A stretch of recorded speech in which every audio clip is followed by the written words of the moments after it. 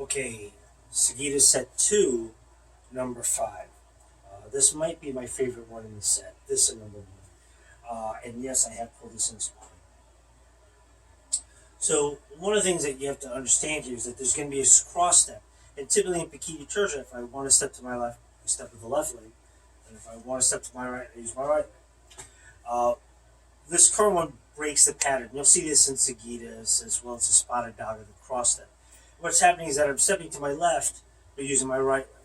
And the idea is that once I do that, that already starts building the plyometric stretch of my hips to do a spin. The idea on this one is I'm going to spin on my opponent, and that opening here is I'm going to do a reinforced scoop. The back of the blade hit, possibly to his hand, possibly on his weapon.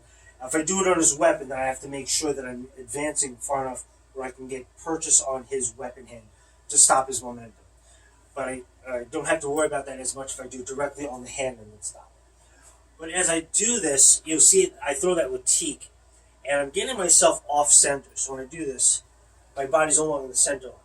The other thing to keep in mind is that, watch the tip of the weapon, I'm not stopping that Latique at the side of his head. I am going further.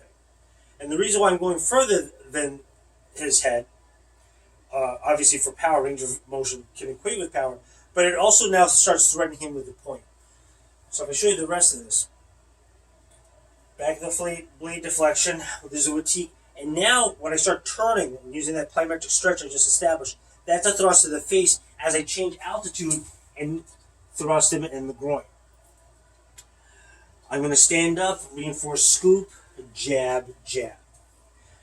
One of the reasons why this is my favorite one is when I'm doing this, I'm getting offline, working outside into his periphery, working my way there. He's either got to track me or track the weapon. So I go for the face, and then I not only get out of his zone, but I change levels, and I have a better chance of catching that thrust. It's very hard for him to split his attention left or right, and high and low. So seen again, back blade deflection into this Latique, which now becomes my 9th thrust, into the 5th thrust, scoop, jab, jab. And that's Sagita's number 2, number 5.